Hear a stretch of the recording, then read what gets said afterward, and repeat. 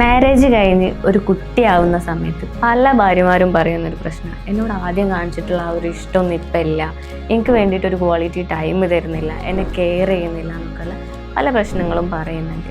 ശരിക്കും ഈ ഹസ്ബൻഡുമാർ മനസ്സിലാക്കേണ്ട ഒരു കാര്യം, നമുക്കൊരു കുട്ടിയും കൂടെ ആയി കഴിയുമ്പോൾ നമ്മൾ ഒന്നും കൂടെ പവർഫുള്ളായിട്ട് നമ്മുടെ ഭാര്യമാരെ സ്നേഹിക്കണം, കെയർ ചെയ്യണം എന്നുള്ളതാണ്. കാരണം അവർ അത്രയും അത് ആഗ്രഹിക്കുന്നുണ്ട്. ഒരിക്കലും ഒരു കുട്ടിയായെന്ന് കരുതി ആ സ്നേഹം മൊത്തം കുട്ടിക്ക് കൊടുക്കുക എന്നുള്ളതിലുപരി ഹസ്ബൻഡും വൈഫും കൂടെ കൂടിയിട്ട് ആ ഒരു സ്നേഹം അവർക്ക് ഷെയർ ചെയ്യാം.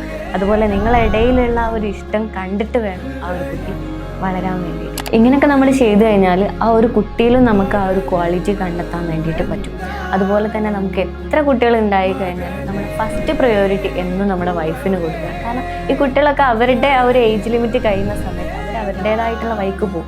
ഈ പാരൻസിൻ്റെ ഇടയിലുള്ള ഇത്തരത്തിലുള്ള സ്നേഹവും കാര്യങ്ങളൊക്കെ കുട്ടികൾ കണ്ട് വളർന്നു കഴിഞ്ഞാൽ അവരുടെ ഫ്യൂച്ചറിലും അവരത് നല്ല രീതിയിൽ കീപ്പ് ചെയ്യുകയും ചെയ്യും. പിന്നെ പല തെറ്റുകളിലേക്കും നമ്മളെ കുട്ടികൾ പോകുന്നത് ഒരു പരിധി വരെയൊക്കെ നമുക്ക് കുറച്ച് കൊണ്ടുവരാൻ വേണ്ടിയിട്ട് പറ്റും. കാരണം കളങ്കമില്ലാത്ത സ്നേഹമാണ് അവർ കണ്ടുവരുന്നത്. കൂടുതൽ വീഡിയോസിനായി പേജ് ഫോളോ ചെയ്യുക.